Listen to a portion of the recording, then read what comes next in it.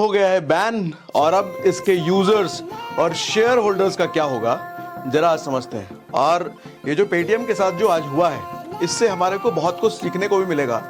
जैसे share market में जो लोग इन्वेस्ट करते हैं या जो इन्वेस्ट करने का सोच रहे हैं, आपको इस पेटीएम के साथ हुई घटना से, इस केस स्टडी से बहुत कुछ सीखने को मिलेगा, जो अभी हम बात करने वाले हैं। सबसे पहले समझते हैं हुआ क्या है।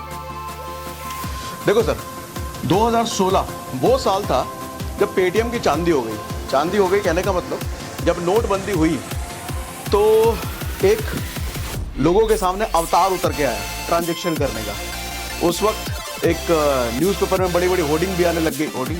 होर्डिंग तो रोड पे आते हैं, न्यूज़पेपर में आर्टिकल आने लग गए, एटीएम नहीं पेटीएम करो।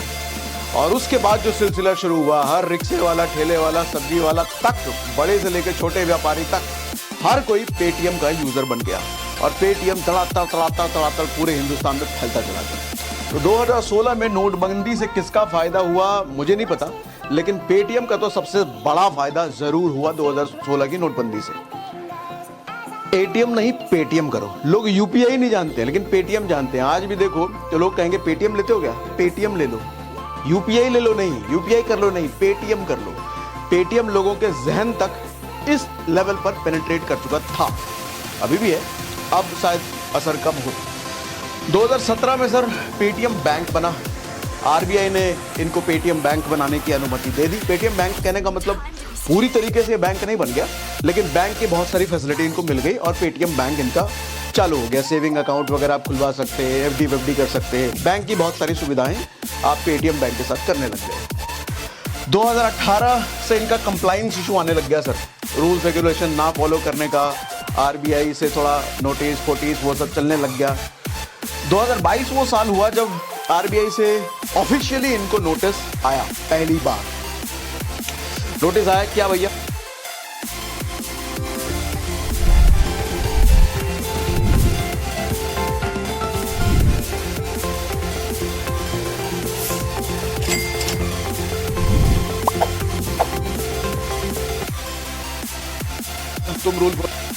तुम रूल फॉलो नहीं कर रहे, कंप्लायंस ठीक नहीं कर रहे, कुछ भी मनवा नहीं कर रहे हो, बैंक बना लियो और बात हमारी मान नहीं रहे हो, बात मानो चुपचाप।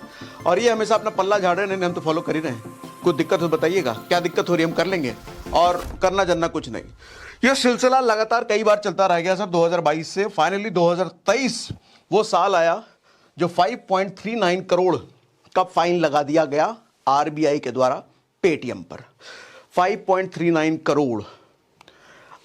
बात जब इसके बाद भी नहीं थमी, जब इनका कंप्लायंस का इशू चलता रहा, इनको सुनना ही नहीं है। अच्छा, एग्जैक्ट क्या रीजन हुआ अभी हम बात करेंगे आगे। वो रीजन क्या था, कंप्लायंस का इशू क्या था, क्यों ऐसा हुआ, उसके बारे में भी बात करेंगे।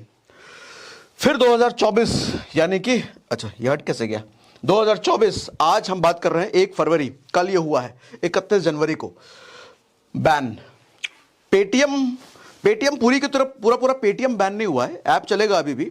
इसका जो ट्रांजैक्शन वाला पार्ट है, पेटीएम बैंक वाला जो पार्ट है, पैसे का लेन देन वाला जो पार्ट है, वो बैन हो गया भैया।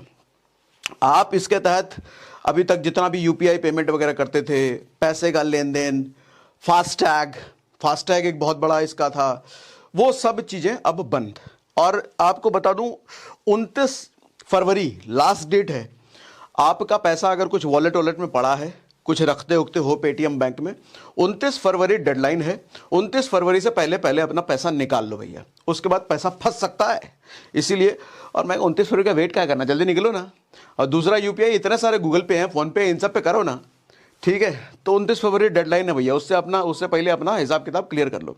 हालांकि बहुत सारे कंफ्यूजन है, कुछ क्लियर नहीं हुआ है कि कैशबैक या आगे इससे यूपीआई पेमेंट गेटवे वाला पार्ट शायद चलेगा। कुछ चीज़ें कंफ्यूजन है अभी भी, लेकिन अपने को रिस्क काय को लेना, पल्ला झाड़ो ना अपना, निकलो ना, काय को लेना। बहुत सारे ऑप्शन है, हम पेटीएम के चक्कर में काय को पड़े। इसका शेयर होल्डर, अभी उस पर भी आएंगे, शेयर वाली बात पर भी आते हैं सर। 100 मिलियन से ज्यादा केवाईसी वेरीफाइड कस्टमर हैं पेटीएम के पास, 100 मिलियन। और लार्जेस्ट फास्टैग इश्यूअर है भारत का, लार्जेस्ट फास्टैग। गाड़ियों में जो फास्टैग लगता है ना, जो टोल प्लाजा पे आप यूं ही फर्र से निकल जाते हो बिना पैसा दिए, फास्टैग की वजह से। और वो 8 मिलियन है सर। 8 मिलियन का मतलब 80 लाख, बाप रे बाप, लार्जेस्ट अब जितनी भी गाड़ियों पे आपके फास्टैग लगे हुए हैं पेटीएम वाले, अब ना काम करने वाला वो, और रिचार्ज करवा रखा, पैसा से डाल रखा है तो निकाल लो जल्द से जल्द, कुछ नहीं काम आने वाला वो। 29 फरवरी तक काम आएगा, उसके बाद नहीं आने वाला। आगे अब इसका इंपैक्ट क्या होगा सर? सबसे बड़ा इंपैक्ट तो शेयर होल्डर पर होगा, बाकी दो की भी बात करते हैं। सबसे बड़ा शेयर होल्डर का क्या होगा? ये देखो सर, पेटीएम शेयर मैंने खोल रखा है। इस पेटीएम शेयर का मैक्स मैंने कर दिया है।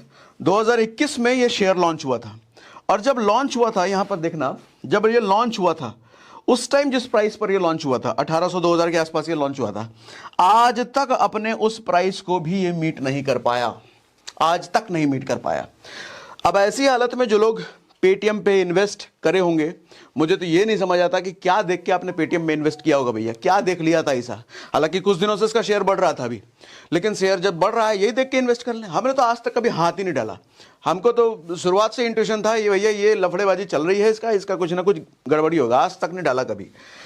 समझने वाली बात ध्यान से ये देखना कि देखो सर, उथल पुथल उथल पुथल उथल पुथल उथल पुथल उथल पुथल चल रही थी अब तक, लेकिन आज वन डे सारी उथल पुथल बंद हो गई। देख रहे हो, सारी उथल पुथल बंद हो गई।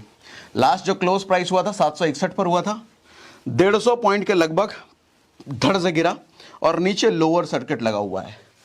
अच्छा ये लाइन देखना जरा सर, आदमी जब मरता है और कोई शेयर जब मरता है, दोनों में ऐसी ही लाइन नहीं बन जाती है।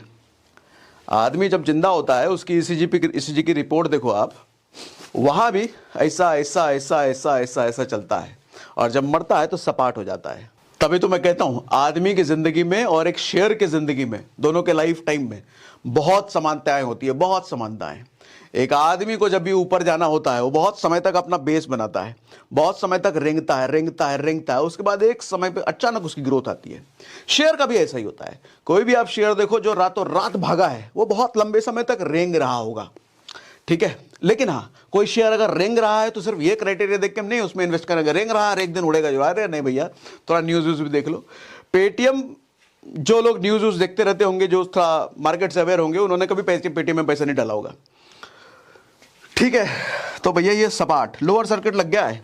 जिनके पास शेयर है बेच नहीं सकते आप। ये लोअर सर्किट कब खत्म होगा, कब ठीक होगा पता नहीं। अभी जो लोग ले रखे हैं 2-4 दिन रुको, देखो क्या होता है नहीं होता है। लॉन्ग टर्म का तो ये शेयर नहीं है फिलहाल। जो हालात इसके हैं मेरे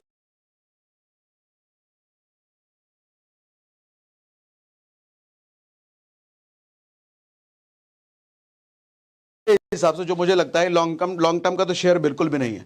थोड़े बहुत जो ट्रेडिंग वेडिंग करने वाले वो अपना देखना भैया, लॉन्ग टर्म का ही बिल्कुल नहीं है, ठीक है। आओ और क्या, हाँ अब वापस।